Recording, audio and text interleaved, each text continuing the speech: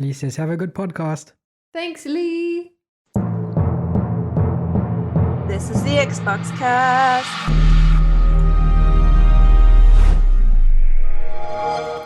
Hello and welcome to Game Face by the Xbox Cast. We're still in Friendly Feb, and it's our first week of Friendly Feb. And my word, do we have all the games for you. I'm Carl, joined by Simone. Hi, Simone. How are you going? Hello, hello, hello. How was gym today? I nearly threw up. Oh, yeah, so good as usual. How was gym for you? Oh, so many stitches. I got cramp in my shoulder when we were doing legs. Oh, yeah. And then you got cramp in your calves while you were doing shoulders. I know. It's a confusing time to be alive with exercise and going outside and other things. But this is a gaming podcast, Kyle. I know. And we're all confused anyway. So, yeah, it's our first week of Friendly Feb is now under our belts. And man, we have all the games for you. Well, Lee does. He does. We don't, because Lee has decided to play every single game known to man.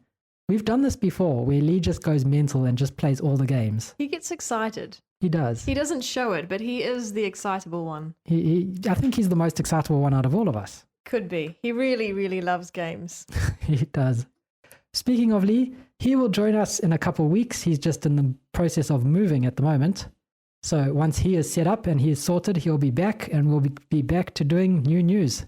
Yeah, so at the moment we're audio only. Normally we'd be on Twitch as well. Yeah, normally be on Twitch and YouTube. We're giving Twitch and YouTube a break for the meantime. Yeah, we're letting other people, get the limelight. Yeah, I mean, we can't hog it the whole time. Yeah, we're not selfish. I know. We got to give other people a chance. Absolutely. We're kind like that. The best. We're the best. The humblest. I know. We are the most humblest and the best podcast out there. It's true. It's true. It's the second name of our podcast, but we decided to go with Xbox Cast. Yeah, because of reasons. So Lee will be joining us soon, and when he does, we will be doing a monster new news, because in case you missed January's news, everything decided to happen. Yes, it did. January was very exciting. My word. Exciting is an understatement. Yeah. And we'll have January's news and February's news to go through, so... Yeah, it's going to be an exciting episode. Yeah. It's going to be long, but it's going to be great. I hope you guys are ready for like a 4-hour podcast, because I'm not. My poor voice. Ooh, sore. So fragile. Well, with the games that we've been playing for Friendly Feb, the idea is to play games that are non-violent, that are friendly, that are kind of like strategy, sims, you don't hurt a digital fly, and you just go through and experience a good story, like What Remains of Edith Finch. I don't think that's violent, although you do murder a lot of fish at one stage. I didn't play Edith Finch last year for Friendly Feb. I played it for April Achievement Challenge. Yeah. Because even though it is kind of friendly-ish, the story is quite dark. Yeah, there's a lot of death. Yeah, so I don't think it's very good for Friendly Feb. Yeah. So scratch that. What Remains of Edith Finch is not a good game for Friendly Feb. It's okay, you just got your events mixed up. Well, I was just thinking walking simulator. And what's the most famous walking simulator? Me! Simone! The Simone simulator. It's not very exciting. Yeah. How often do you walk? Every day. Twice a day. More than twice a day. What do you mean more than twice a day? Why would I walk only twice a day? You wake up and you walk to the trains to go to work. Yeah. And then from work you walk from work to go to the trains to come home. Oh, it's a bit more complicated than that. Okay, explain this walking simulator to me then. Sell it. Yeah. I walk to the tram, and then I hop off the tram, and then I walk to the train. And then from the train, I walk to work. And then at 10 o'clock, I leave work to go to the market, and I pick up a pear. And then I walk back to the office, and I eat my pear. There's also small walkings in between, my desk and the kitchen, multiple times a day. That's not even, the pear is not lunchtime, that's pre-lunch. I see. Brunch, if you prefer. And then at lunchtime, I tend to leave the office because it's nice outside at this time of the day. And that walking is unprescribed. No, wait, not pre-described. Not Destined. Destined? Non-predestined It's not walking. premeditated. Premeditated walking. Sometimes I walk to a secret place where there's a tree and I read under the tree. Yes. It's a secret place because my colleagues don't know where it is. So if I don't feel like being bugged, that's where I go. Oh, the secret tree. Nobody knows where it is. So there's some walking in there. Sometimes I just go for a walk. Not normally, though. I find walking quite boring. Anyway, so then there's all that fluff. You asked, by the way. Yeah, no, I know. This is interesting. Our poor listeners are not going to find this interesting. No, because they can insert achievements into it. Like when they're playing the Simone simulator, one of the achievements could be find the secret tree. Oh, I see. Yes, I forgot it was game related. Although speaking of steps, for the April Achievement Challenge, we're adding an extra non-gaming achievement challenge, but we'll tell you about that in a few months' time. Yes, if you're looking for more info, check our Discord. Yeah. Because I think Simone put something there. Yeah, if you're a patron, you can get to see secret conversations. Oh, secret. But yeah, I'm cooking up something different. Yeah, so Simone's going to be in charge of a very different April Achievement Challenge this year. Yeah. So, I don't know, do you want the rest of my day? I don't walk as much as I should. My watch tells me so. Oh, your watch is like, walk more. Yeah, it does. And then at 5 o'clock, I get up from my desk, and depending on how many bags I'm taking home that day, the walk is laboured or not laboured at all.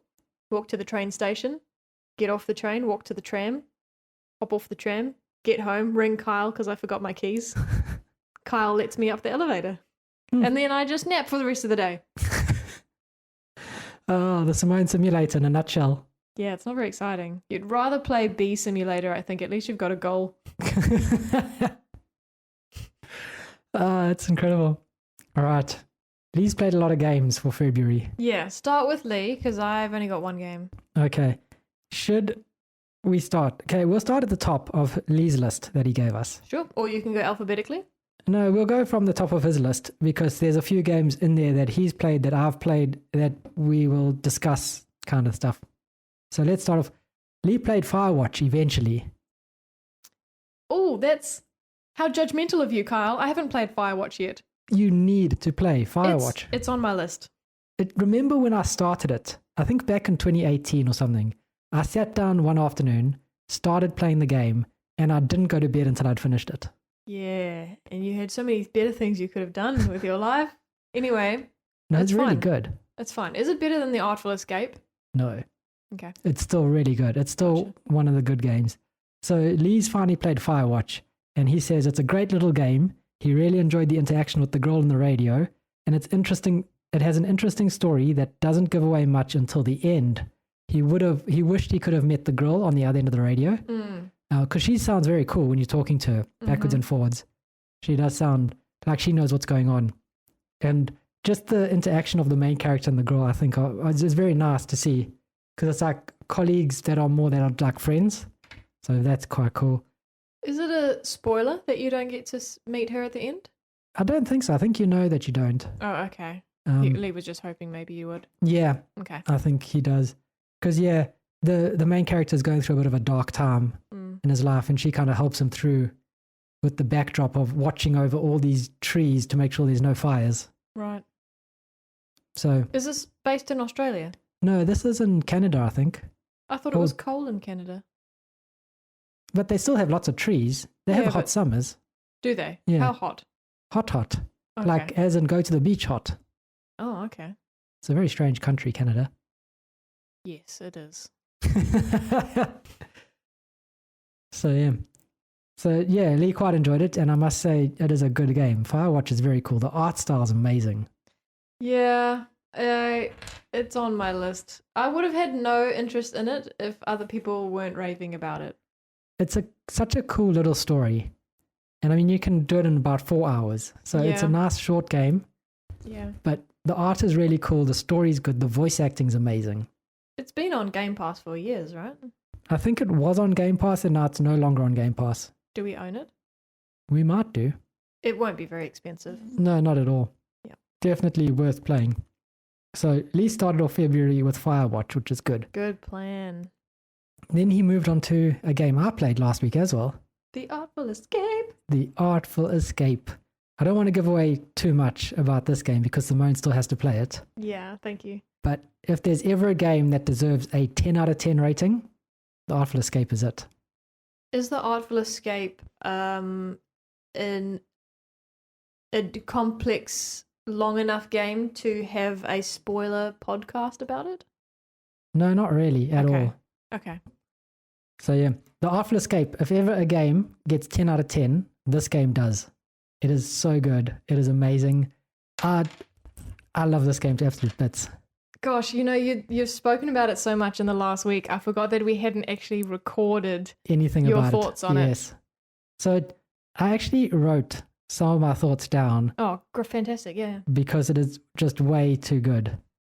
So these are my thoughts, my pretty much straight out of my brain into the pen thoughts is the Artful Escape. What a freaking joy to play. I love it. Shredding guitars while traveling the universe. What's not to love? The art style, the music, the story, it all just works so well. The characters aren't annoying, which is incredible. The aliens are all super imaginative. Oh, there's aliens. You're traveling across the universe. Oh, I don't know anything about it. I know you have a guitar and you're a man with glasses. Yep, the man with glasses. And you jump around and shred guitar, and it is incredible because it just makes you feel awesome. So before I even finished this game, I went out and bought it. Oh, cool. And so far, this is my game of the year 2022. Man, and it's only February. I know. Are you sad that you've peaked? No, because I've bought it, even if it does leave Game Pass, I will probably play it again before the end of the year. Oh, really? Yes. And you've 100%ed it? 100%ed it, and I will go back to it. It's just too good. And tell me if this is a spoiler, does the music in the Artful Escape change genre? Or is it always rock? I presume it's rock. It's not so much rock, kind of like bluesy rock. Oh, okay. And then it's kind of like bluesy rock, and then it kind of has a bit of synth. It's a very cool game. Like, I absolutely love it. And like David Bowie. Kinda, yeah. Okay. It's essentially the David Bowie simulator. Oh, and he wears the glasses so that you can't see his double-colored eyes because it would just be a little bit too on the nose. Yeah. Yeah. That's a good point. Fair enough. So yeah, no, that's my thoughts. And Lee's thoughts about this game. He says, how many games make you feel awesome while playing a guitar, jumping around amazing landscapes, making up stories about yourself, meeting aliens, beating aliens, and a Simon Says off. Oh, really? Okay, so I have seen that there's some bubble dialogue that really reminds me a lot of Oxenfree. Oh, yes. Can you manipulate the story, or is it pretty clear cut? The story is the same, but the details about the story. So when people ask who you are and where you're from, you get to choose. Okay. So and then that carries on throughout the whole story. So when people say, who are you? You have this whole story about yourself that you've made up on the fly. Okay. And the whole thing is about being a rock star. Yeah. So someone is like, where'd you get those clothes? And for instance, one of your answers is like, I got it out of someone's closet. And the person looks at you and says, no, where did you get the clothes? And then you got like options like, I found it while cruising along the universe in a random shop, like that type of stuff. And you just make up nonsense as you go along. Oh, wow. So it's pure imagination. Okay, were you born on Earth? Yeah. Okay. Yep, and you're traveling the universe. Yeah, so in a spaceship. In a spaceship, yes. Or is your guitar the spaceship? No. So you don't ride it, well, which style? No. That would be kind of weird. No, it wouldn't. You could sit on a guitar. It's a long-necked guitar. Ride it like a witch. The body part is the bushy broom part. And you're meeting aliens, so we're not being that far-fetched. I like it. It's like meeting aliens, make up a story about yourself, and like is okay. But riding your guitar through space, that is the line. That's like, no, that's too far-fetched. That's what it sounds like you're saying. Yeah, no, that is. No one would want to ride a guitar. Do you know how uncomfortable that'll be? Guitars are quite skinny. Well, how do you think witches do it? Witches do side saddle, don't they? Why can't the man do side saddle? Well, I mean, you can't. How are you sitting? Are you sitting so that you're leaning backwards and strumming? Or are you sitting so that you're strumming in between your legs? Do you have to strum while you ride it? Well, if you're riding a guitar, you are going to play it. Well, witches don't broom while they zoom. Do they? If they could, they would. But they can't because they're in the air? Yeah, there's nothing to broom. I don't know. You don't really hear them complaining. Yeah, but about not being able to broom while they... If you put strings on their broom so that they could play it while they zoom, then the butchers would definitely strum while they zoom. I don't think strings on a broom would make any noise. There's one guy on YouTube who makes a guitar out of a hoe. Really? Yeah, one string guitar out of a hoe. What is a hoe? A It's hoe for that farming. hoe that you hoe the ground with. You churn off the ground with it. It's like Oh a long yeah, stick like in with a Minecraft. yes. Gotcha. There we go. Oh yeah, and it makes noise. Yeah, he's got a pickup on it, and it's a gent hoe. Oh, so it's electric. Yeah. It needs to be plugged into the wall. Yes. I don't think witches fly around with their brooms plugged into the wall. No, It well, would that- have to be acoustic, and I think you need a hole for it to work. I don't really know much about how to make guitars, but our mate Perky Turkey does. yeah, he knows. Maybe we should send him a message. Yeah, we'll ask him. If a witch made strings on a broom, would it make a noise or does it need a hole? Yeah, I'm pretty sure it needs a hole. But back to But the yeah, that's fine. That's No, no. fine. So he doesn't ride it like a broom. That's fine. no, but I still maintain that if you were riding a guitar like a witch rides a broom, you would want to strum it as you fly. No, Carl, you do you. Not everybody. Well, we will have to do a poll Oh, yeah, good idea. We should. and see how many people would strum their zooming guitar. Yeah. Yeah, that'll settle it. It's called a flying V for a reason. I came up with the theory, my love. I know, I but know. I just realized that. I know what I'm talking about. I didn't just make this up out of the sky. I see. Very good. Thank you. Okay, But carry still. on. So yeah, back to Lee's story about the Artful Escape. He basically says he's not sorry for breaking screenshot of the week. He didn't break it. We didn't have a rule at that point. Literally, the rule was you're allowed as many screenshots as you want. Yes. So we've only implemented a new rule this week. So no, he didn't break anything. Are we going to call it the Lee rule? Because there's a rule is always made after someone breaks a unwritten rule. That is true. So that is maybe we should true. call it the Lee rule. We could. We have a few people in our community called Lee, though, so they might feel unjustly chastised. Good. Good for them. They need to be told off more often, in my opinion. Yeah, that's fair. So yeah, Lee and I both thoroughly enjoyed it. I think it's definitely a 10 out of 10 game. Everyone play Artful Escape, tweet at the developer, and if you've got Game Pass, it's only $23. Seriously. Did you say this game was Melburnian? Yeah, it's Melburnian. It at the end, it acknowledges the Wurrumbajol people. I think that's how you pronounce it. Carl, you've probably... I know, I've probably offended 26 people who listen to us. Yeah, it acknowledges the people on The the first Melbourne people. land. Yeah, First Mhm. Nation people here. So it's I think one of the bigger tribes, or the tribe name that we hear most often is Wurundjeri. yeah, I think or that's it. Wurundjeri. Wurundjeri. I think it's We're the not- Wurundjeri people that they acknowledge. That's okay. Oh, okay. Cool. So Yeah, I must admit, we've only been here a year, so we're still learning these words. still learning the names. So yeah, Very cool. very cool indeed.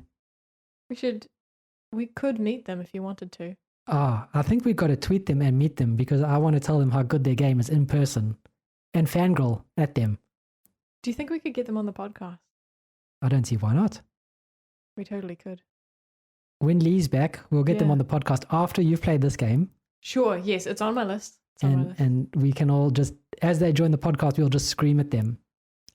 Just like, the Beatles teenage girl scream. Yes. Ah! Yes, and we'll put in kissy noises as well. It'll be way too good. So, yes.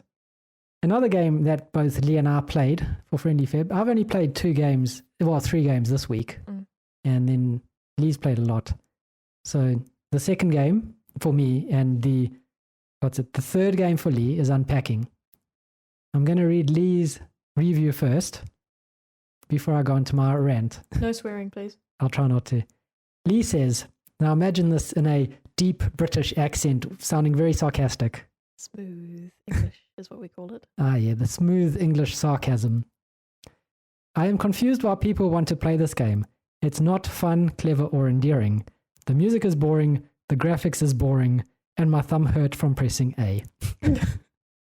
That's Lee's entire thoughts about this game. Oh, sometimes he's such a man.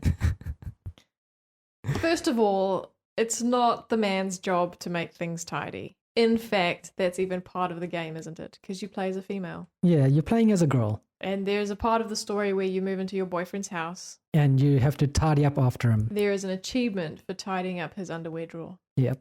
Yeah.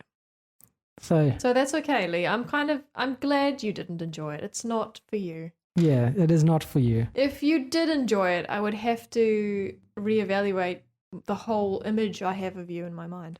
And Lee's a very manly man. He is. His beard is a bit longer than yours. I know, but I keep mine trim for a reason. What is the reason? If it grows long, my face looks very long, and I don't like a long face. Yeah, fair enough. I like it the way it is. Thank you. I like your beard too. Oh. But you don't have one. So that's why it's funny. Just carry on, my love. Okay, so yeah, Lee is not impressed with Unpacking. Now, onto my rant about Unpacking. Clearly, I am not the target audience for this game. I am very clearly not the target audience for this game. Never has a game made me rage at the sentimentalness of humans. While playing, I constantly got the urge to go through all my stuff and throw it all away. Did you? Yes. What did you throw away? No, I didn't throw anything away, No, but I I didn't. got the urge to throw stuff away. I see. I was looking at all my collectibles that I've brought all the way from 2004 England, when I lived there for a while. Mm-hmm. Looking at it going, do I really need this in my life? Mm. And the urge to throw stuff away was almost to the point where I got up and threw stuff away. I think that's a good thing. You think it's a good thing if I throw stuff away? I think it's a good thing to make you think about your life. Oh, yes. Well, then this game succeeded in making me think about my life. The story it tells is completely 100% predictable. There is nothing exciting or different about the story. It's exactly what you expect from an indie game, which is why most indie games I stay very, very far away from. Do you say that because you didn't like the pixel art? The pixel art was okay. The story itself, like every point you get to in the story, you realize how it's going to go and how it's going to end. And it's got nothing exciting or nothing different. Nothing blows your No mind. surprises. There's no surprises. And the way it ends, you just go, of course. Of course it would go this way. The design of the game is meant to be chill, though. So why would you expect any surprises? Well, it's supposed to be a clever way of telling a story, right? You're unpacking someone's life as they go through different phases of moving and moving out and all the rest. And the whole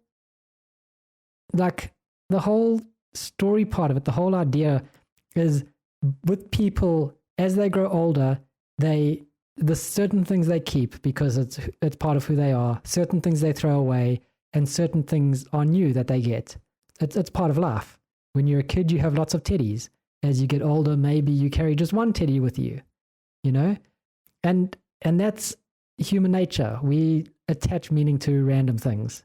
So you can tell a very interesting story and you could build up a very good character profile with what stuff the person keeps and where the person moves to within life. The story it tells is so stupidly predictable. Like, to the point when I realized that the person you're playing is a girl who's into D&D and is a bit of a nerd and who's a bit of a music nerd as well, and she does design, I immediately knew where the story was going to go.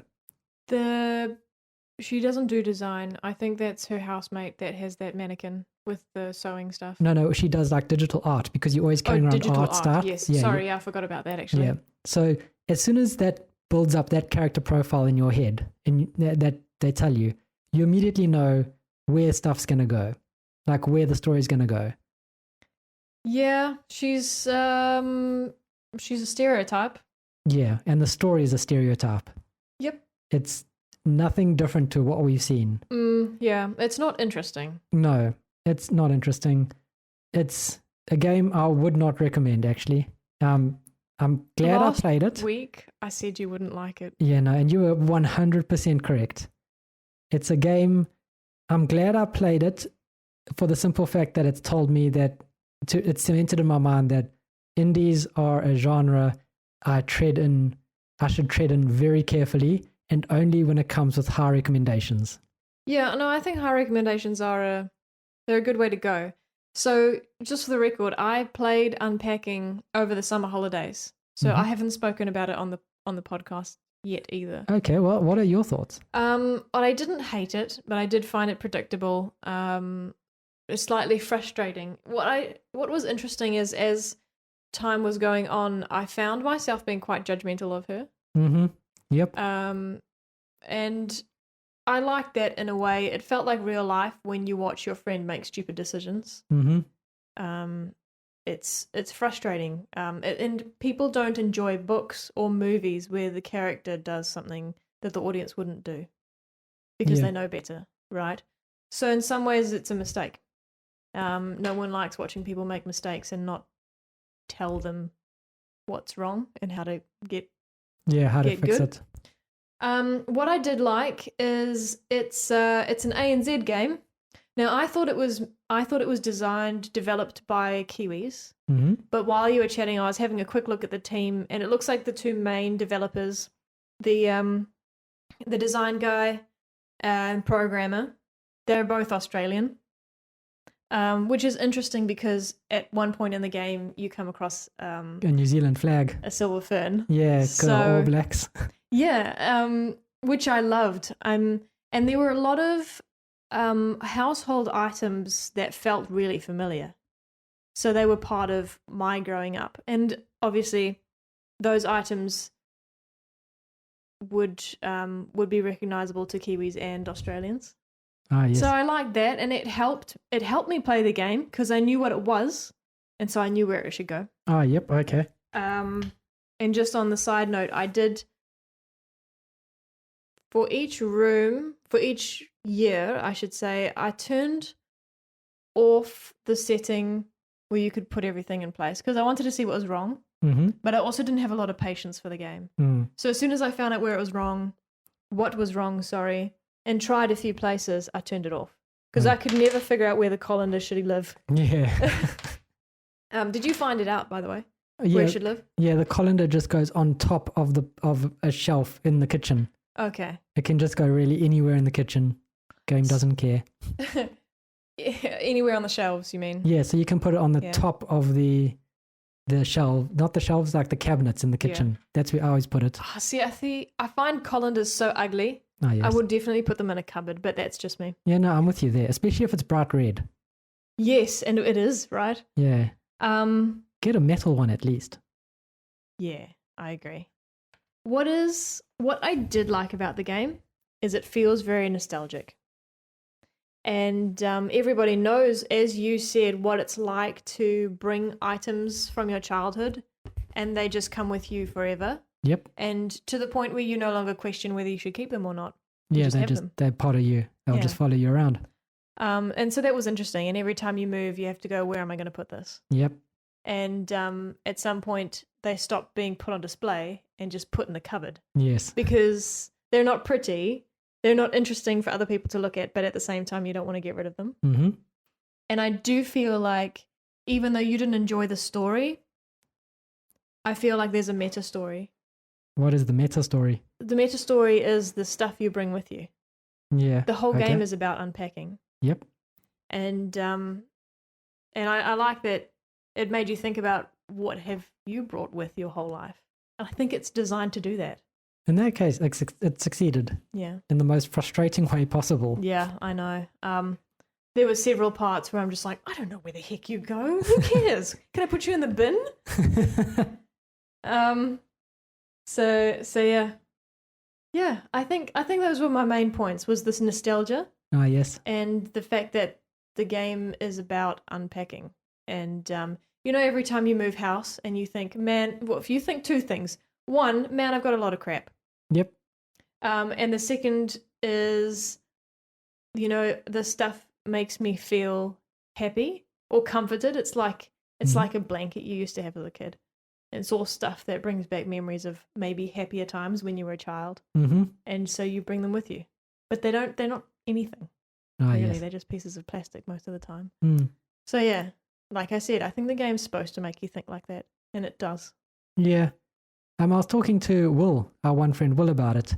And he has a strategy because he's moved across the world basically. He has. When he says when it comes to moving, his strategy is while you're busy packing up, you have a throw out box, and when you're unpacking, you have a throw out box.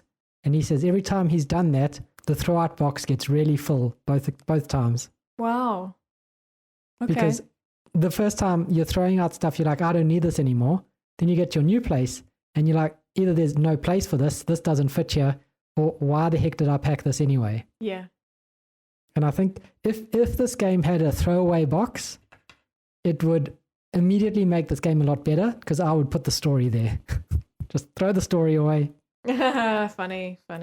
I think it's interesting though. I think the fact that you even had that conversation with Will about this game makes the game a success. For the record, on their website, they list all the awards that they were finalists in. Yep. There is 4 times 4, which is 26. 16. They won 2 of them, which is Game of the Year, Australian Game Developer Awards 2021, Okay. and Accessibility Awards. The rest, they were all finalists in, including... Actually, some of these are unfair because half of the awards are 2022 awards, which probably haven't been announced yet. Stuff such as excellence in design, excellence in narrative. Okay, excellence in audio. What did you think about the music? I quite liked it. Oh, it was frustrating. The music is trying to be too soft and calm and just enraged me even more. Maybe you needed to go for a walk. No, like the music is supposed to be all this quirky but also like soft, chill beat. Yeah. And I'm not a fan of quirky. I didn't find it quirky, but I think I could see why you did. Yeah, because the character tries to be quirky, you know? Carl, how do you know? All you saw was her stuff. You don't even know what she looks like. Oh my word. If I ever do meet her, I'm going to tell her she's a walking stereotype. Shame, man. Some people are.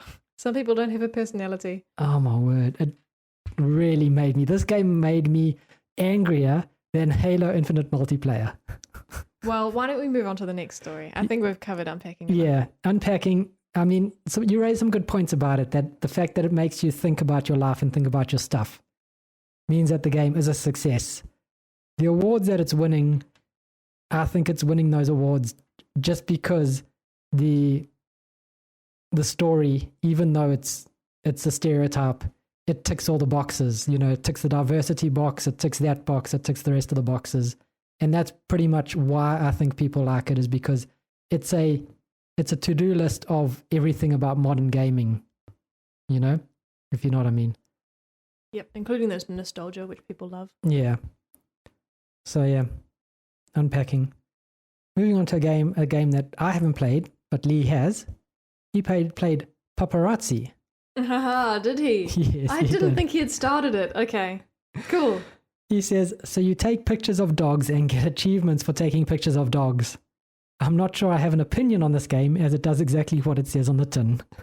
Fair enough. You take pictures of dogs. It's kind of pastel-coloured cartoony, yeah? Yeah, and I think the dogs don't bend their legs when they walk, so they kind of just Oh, that's cute. hop around. Do they walk on 2 legs or 4? 4. Okay.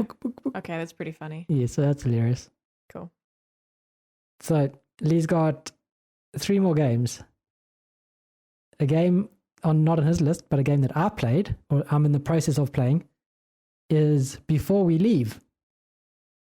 Now, this is also supposed to be a chilled sort of city builder resource management game, but it's actually more in depth than that. It's very, very resource management-y. And the most annoying thing about this game is that it is clearly PC first and Xbox second. So when you highlight trying to find out how your peeps are tracking with fruit, for instance. And literally peeps, right? Yeah, That's what they're peeps. called. The little people are called your peeps. Yeah. And they're just these little figures that move, that hop around, like little wooden figures. The graphs go off the screen. The screen, so you can't actually read any labels on these graphs. So it's a bit buggy that way. But it's a surprisingly deep city builder and a very deep resource management game where you end up not just managing different islands, but managing different islands on different planets. Mm-hmm. The whole idea is to build up your civilization so that they can leave the current planet and colonize the galaxy or the solar system that they're in. The Xbox controls are kind of an afterthought. They really are extremely clunky. Not very intuitive at all compared to something like Gears Tactics, where you pick it up and you know the controls. You know mostly what things are going to happen. It's all very well laid out. It's thought out. The Xbox controls are like an afterthought. Like I say, PC first, Xbox second. They could have done a lot more to optimize the console experience, like with the whole graphs going off the page, off the screen, and there's no way for you to bring them back on the screen, which is a bit frustrating.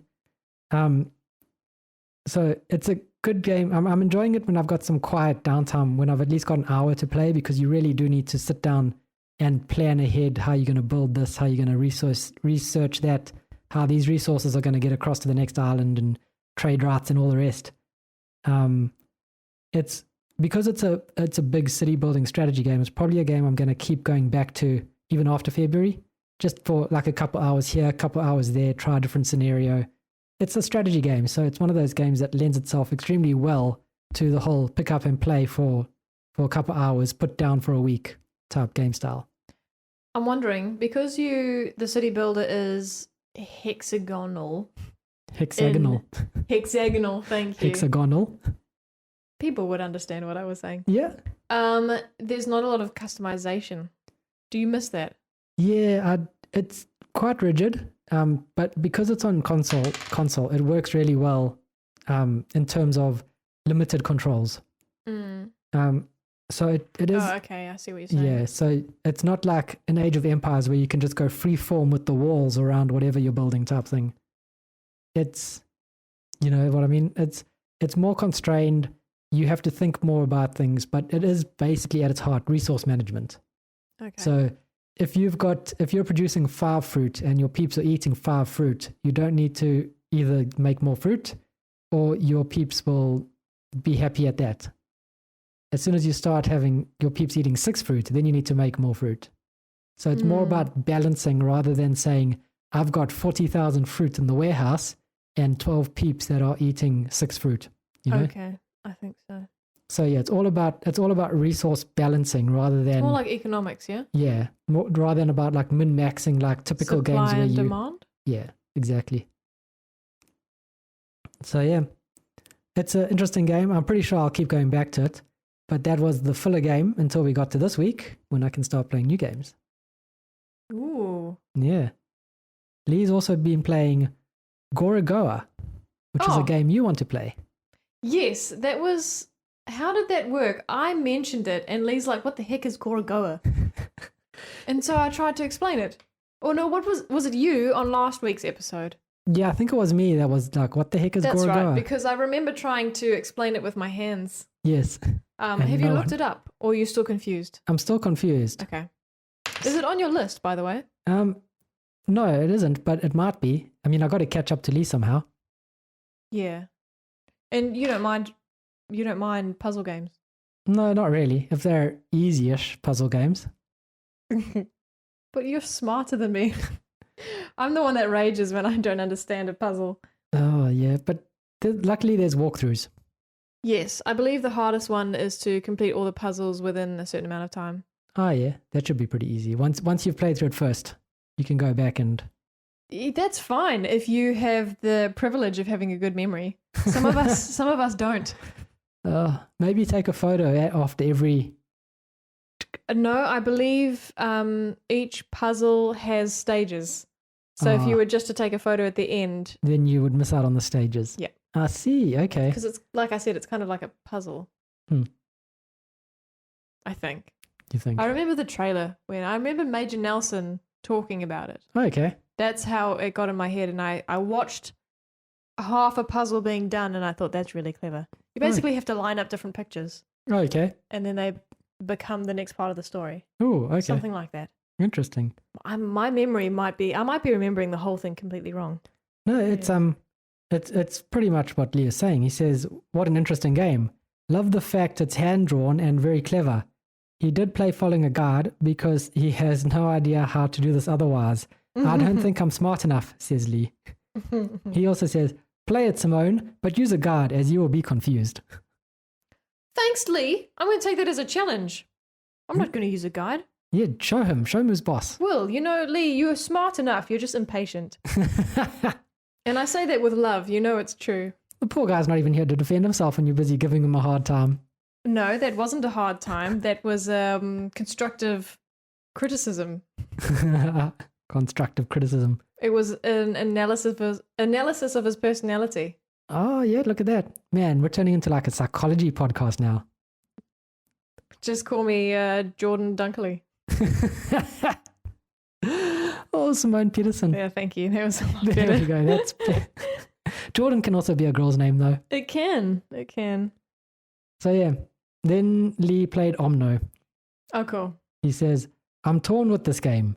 I really the art and the music." I think he meant to say, "I really like the art and the music." Now who's giving Lee a hard time? Yeah, well, I mean, you started it.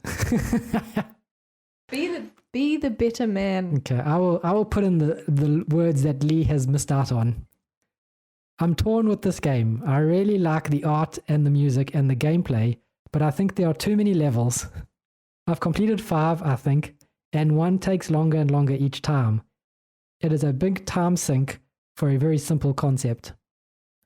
That was actually a really great way of summing it up. I haven't played the game, but I watched you play it. Yeah. And it looked boring to me.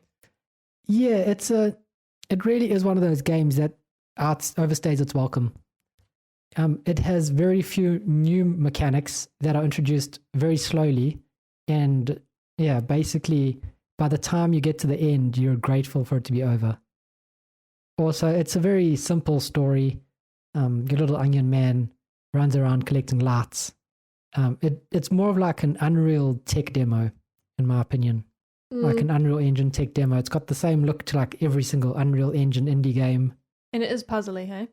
Yeah, it's a little bit puzzly, but it's not like you ever stuck and you have no idea what to do. So yeah, it's an interesting little game.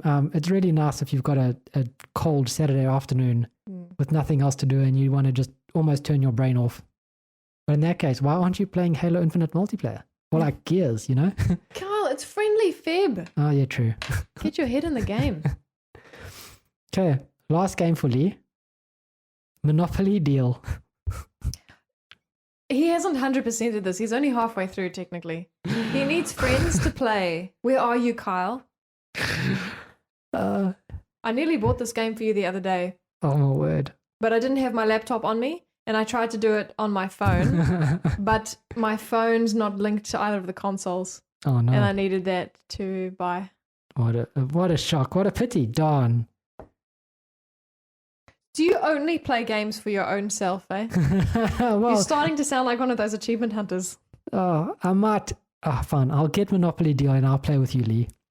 I will get this game. Lee says, "Game of the year, just play it." It's Monopoly with cards online. Monopoly Deal is a lot of fun. It's completely different to Monopoly. It's the card game. Have you played it? No, I have no idea what you're talking about. It's quite fun. Okay. It's a lot of fun.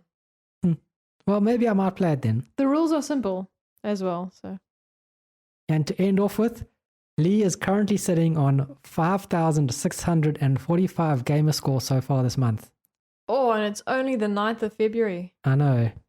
He's beating Neomaster. That is amazing. It is great. He's going to get to April Achievement Challenge and have nothing to play. On a serious note, Carl, that's kind of a good thing because we might be away for April. Did you know this? Did this occur to you? No, it did not at all. I thought about it last week. Thank goodness for xCloud, because we get xCloud here in Australia. Where's your xCloud, Lee? Your in-laws are not going to be impressed if you're gaming on your phone during holidays. I can play at night. They go to bed early. They're old. Yeah. But my brother and sister are not. Yeah, well. My brother basically is nocturnal. Yeah, I know. If he wasn't getting paid to be a teacher. Well, I will just end up taking about 3 hours on the loo every night. My dad will be so concerned. You know he'll knock on the door and say, "You okay?" Every day, Kyle. And then I'll be like, just as I'm about to clutch the win, I'll be like, "I'm fine." Clutch the win, hey? Yeah. That's the slang that they use in the Halo championships. Is it actually? Yeah. Oh, that's. I'm learning these words. I'm impressed with you, but I don't know. I feel like that word's disappointing. I thought they'd pick something cooler, but I don't know what I was expecting. So yeah, that's all the games Lee's played for February so far. He has played more, but we will discuss that when he's back. He can tell you all about it in his own words. But before we move on from Lee, we do have something serious to talk about. He bought and played the Avatar game. Yes, he did. He purchased this game without realizing it was Xbox 360. Oh, really? And then it came onto backwards compatible. So he could play it on his Xbox Series X. It became backwards compatible a while ago. I think maybe, yeah. So maybe he bought it a while ago. He must have, because there's no more backwards compatible games coming. Yeah. So he doesn't know the legacy this game has. No, he knows. Oh, he did? He knows exactly what... He said to me when I was chatting to him the last time, the only reason he bought this game to play it was because of two reasons. One, he knows I will never play it, and so that's 1,000 gamer score on me that I'll never get. Oh, that's wise. Yeah, that's clever. And the second reason he bought it is to annoy me. Just to annoy me. That is very Lee. Oh my word. And the harder time I gave him about this and saying, how could you attach that game to your tag? The more he's like, you're going to play it. You're going to play it. You should play it. Oh my word. He knows exactly what he's doing. Yeah, he does. He knows you well. Oh my word. I'm actually impressed. So moving on before I rage anymore. Yeah, no, Carl, just concentrate on yourself and your own problems. Yes, my own journey. Okay, we've nearly been talking an hour. Okay, let's... and I haven't had my turn yet. Yeah, so off you go, Simone, because I've spoken about all my games. Cool. Okay, so this week, as you may remember, I spun the wheel with the various games I had as options for Friendly February, and it landed on Zoo Tycoon. Hey, cool. And I was really excited. So I've started it. It's disappointing. That's a pity. Unlike Before We Leave that you mentioned, Zoo Tycoon is console first. Oh, yeah. I feel PC second, which is probably the most disappointing aspect of it.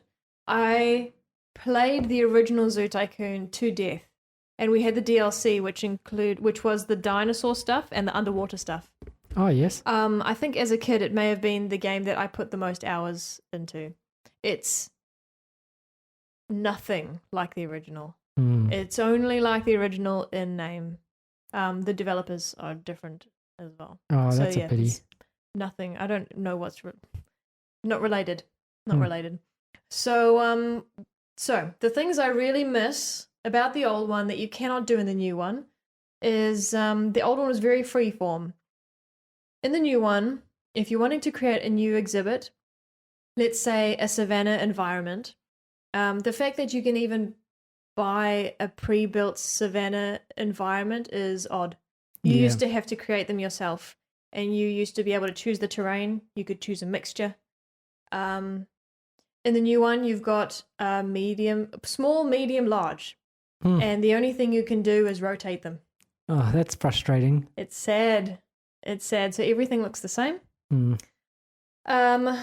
You cannot delete fences and let your animals run wild and terrorize the guests. Shake people. So what would happen in the old one is, say, if you they could escape without you doing it on purpose, because the fences would wear down, and that's why you needed to hire maintenance guys to fix the walls.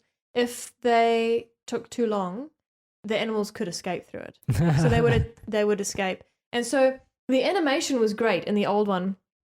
Say a lion got out, and he'd find the guests would run screaming with their hands in the air to the entrance. But lions, of course, can run faster. So they would run. They would grab a guy. They'd grab him by the back of the shirt. Ah, yes. Shake him around like a croc would. Ah, yes. I want to say they fling them into the air and then they flop on the ground. So nobody dies. Ah, yep. So it's still kid-friendly. Yeah, no, absolutely. Absolutely. So that was, and the animation is a lot of fun. Who doesn't? I mean, The Sims wouldn't be The Sims unless you did stupid things to kill your Sims. Yeah. Right? Yep. The other thing that the new one is missing that is a lot of fun is you could mix animals together. Ah, yep. You can do that with this if they're all savanna. So you can mix giraffes with rhinos. Okay.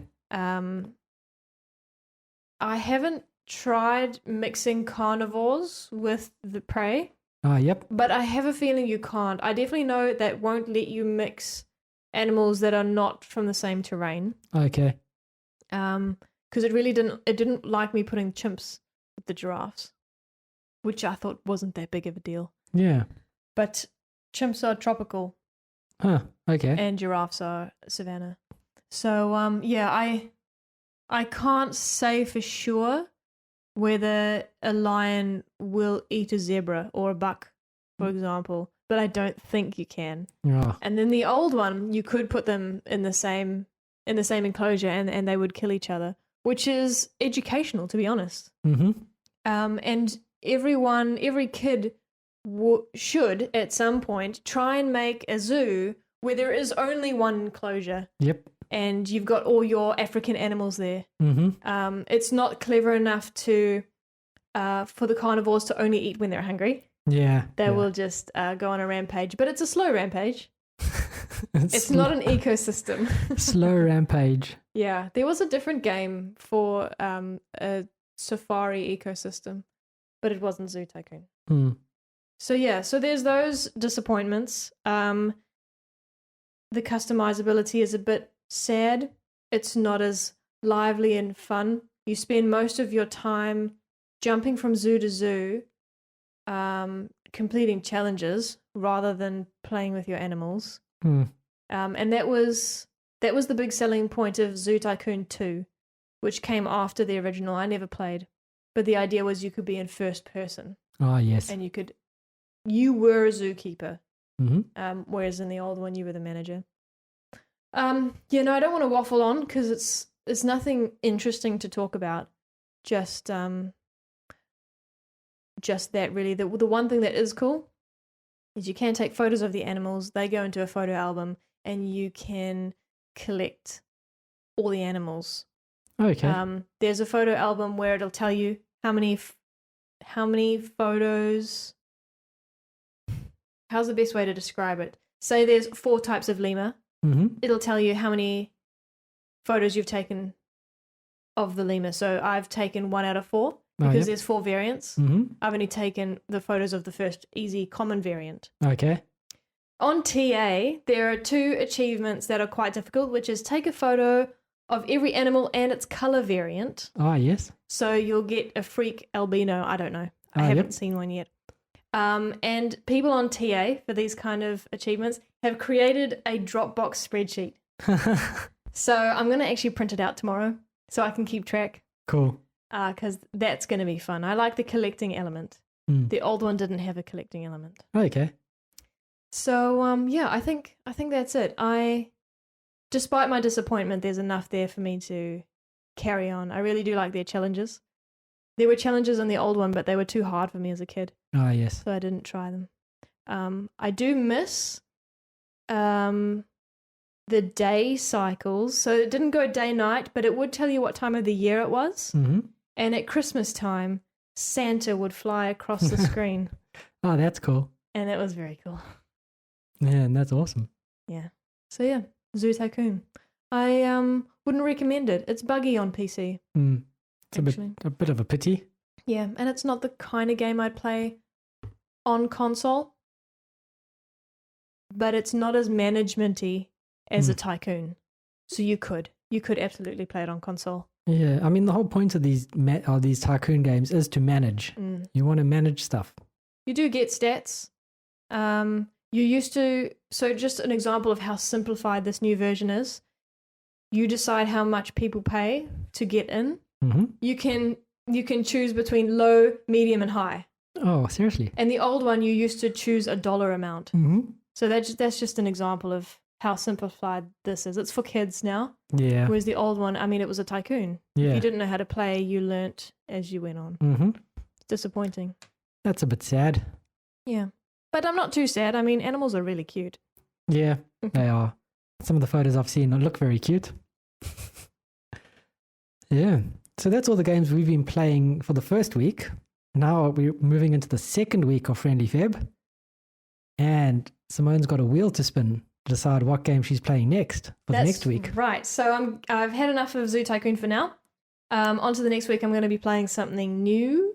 Ooh. On my list, I'm just going to repeat this from last week. Firewatch. Oh, yes. Gorogoa. The Pedestrian. Forza Horizon 4 Lego Speed Champions. Ah, yes. Riders Republic. Oh, yes. Which we purchased this week. Yeah. Oh, maybe I should play that. Tony Hawk's Pro Skater 1 and 2. Oh, that would be great. Tetris Effect. Carl doesn't like Tetris. Anyway, Abzu. Oh, Abzu is great. The Sims 4. Oh, The Sims will be hilarious. It will, because I'll make an Xbox cast house. Artful Escape. Oh, that's one you should be on top of the list. Put that in twice. So those are the games I have not started, and then I've added 2 games I have started and will probably just achievement hunt in, and that's Forza Horizon 4 and Tell Me Why, which I haven't actually finished the story of. Ah, yes. Okay, so if I spin the wheel right now, this coming week I'm gonna continue with Tell Me Why. Oh, that's disappointing. Don't be sad. Oh, I'm very sad. No, Of all the games to play, you should be playing the Artful Escape. Oh, come on. That's just my personal professional opinion. No, that's okay. I could have told you what your professional opinion was without you telling me. Well, I just got to make sure. Got to just let people know. I'm really not far in Tell Me Why. Do you know the beginning of it? I know that it's basically the Life is Strange people, isn't it? No, it's not the same. I don't even think it's the same world. Yeah, but it's the same people who make it. Yes. Yeah, so it's very much the same game. Okay, yeah, same. You make decisions. Yeah, it's a decision-y game. Yeah, so you're neither character. You play as both at some point. They're twins. They grew up as girls. Something traumatic happened to the one. And they went off to what I believe is like a juvie. Okay. But then during there also... how do you say it? Decided they were trans. Yep. And is now transitioning to a man. Okay. And I think the voice acting is very good. I think they've picked a trans person. Okay. Because you'd know it by the voice. And so now they're meeting up for the first time in what I think is maybe 10 years. Okay. And their mom has just died, and so they're going to clean out the house, get it ready for selling. Okay, so... But they've just figured out they have a power. Ooh. Which allows them to see the past. So their past selves as children, as clearly as it was a movie. Oh, okay. And so far that is helping them with 1 or 2 of the puzzles. So very, very much like Life is Strange. How everything is normal, but then there's a weird power. Yep. So yeah, and it's cool so far. It's not as janky as Life is Strange. Oh, that's good. Which is quite nice. So yeah. Okay, I'll continue with Tell Me Why. Cool. So last week, I just remembered I was going to play Minesweeper, and I was going to go for the achievement where you log in every day of the week. Yep. I failed on the 4th of February. I'm sorry. There's always next month. There is, but I couldn't care for it at the moment. Yeah, save it for next year, February. Yep, I think I will. Although, isn't next year, February, a leap year? It's about that time, eh? No, I'm just guessing based on when the last one was. So this week for me, on my list is The Pedestrian. Oh, cool. Yep. Townscaper. Oh, yeah. Gonna do that. Continue with Before We Leave. Mm-hmm. And Monopoly Deal. yeah, Monopoly Deal with Lee, apparently. So those are the 4 games that are on my list for the next week. Oh, so that was your 4th one? Well, there wasn't going to be a 4th game, Okay. but now there very much is a 4th game. I reminded you. Yeah. So after this podcast, I think I'll buy a Monopoly Deal and then invite Lee to a party on the weekend and kind of just smash it out so he can stop bugging me about it. He's only bugging you about it because you made a big deal about it. Oof, ba-dum-tish. Oh. Oh, well, Lee's got the monopoly on annoying me. Yeah, good job. I'm just saying you made yourself a target. How? I was just like, I'm not going to play that game. And then suddenly it became a big thing. Yeah. Gosh, some people. You don't just stop being a teenage drama queen. Oh, People will no. treat you like a normal human. Oh, that's too much effort. But anyway, I think that's us. Yeah. Is there anything you wanted to say before I talk about the screenshot challenge? No, I think that's everything. Cool. But yeah, one thing is that, guys, well, there's this new thing I heard that I thought is very cool that we should start doing, and it's called paying the fee. Okay. So you say to the listeners, hey, listeners, if you found this podcast entertaining, exciting, or interesting, you pay the fee. And the fee is you give us a rating and you share the podcast. Okay. What do you think? I think it's pretty cool. I'm going to have to mull it over. This is a new thought to me. Okay. I take some time. I'm a slow learner. Well, we're going to tell the listeners to pay the fee. So there we go. Now you can carry on. Okay. So we've gone on a little bit longer than we expected, especially when it's just Kyle and myself. But I did want to just close to reveal who won the screenshot challenge this week. And everyone got an extra day. Yes, they did. Because we're recording on a Wednesday and we normally record on a Tuesday. So anybody that was following the excitement on Discord may be confused by the by the winner. We had a technical winner, which was Pythagorean Jeremy, posted a fantastic screenshot of Minecraft. Oh, yes. With a special shader on that makes the water look impeccable. It has what they call the God rays from the sun. God rays and shading. It's very cool. And to be honest, to tell you some secrets, he has other screenshots up his sleeve which look, I think, even better. Ooh, okay. I'm hoping he's going to share them this week. Yeah, he should. Now, he was the technical winner with 6 watermelons. Whoa, 6. Which I think is a record. That's amazing.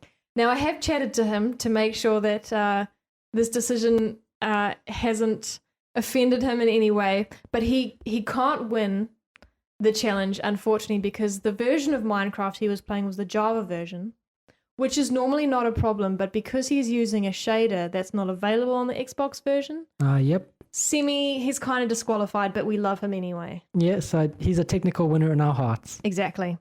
So, in that case, I have had to pick a runner-up, which, Kyle, do you know who this is? I don't know. You got to... I have a hunch, but tell me anyway. It's me. I'm wondering if the runner of the competition is allowed to keep winning, because this is now the 2nd week in a row that you've won. We have many, many weeks to go. I know, but this is setting a precedent that you're always going to win because you want the trophy. I do want the trophy, but I'll let you know that the competition was a lot more fierce this week than it was the previous week. Oh, yes? Okay. Last week, I kind of won by a landslide. There weren't a lot of screenshots. This last week, there were a lot of screenshots. Let's blame Lee for that, because he basically screenshotted the entire Artful Escape and put it in the channel. That is very true. I only won by 1 extra watermelon. Oh, okay. And it was a screenshot from Zoo Tycoon. Anybody that has seen a lemur knows that they love to worship the sun when they're cold. And my screenshot, which I will put on Instagram in a couple of days, has one of my lemurs worshipping the sun, and his mate is actually looking at him going, what the heck are you doing? Anyway, it's really cute, and I couldn't help it but take a screenshot.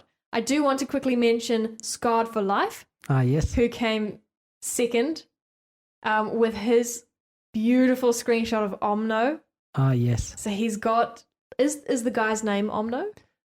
I don't know. Okay. I just call him Onion Dude. Onion Dude is in the middle of the screen. He's on a mountaintop.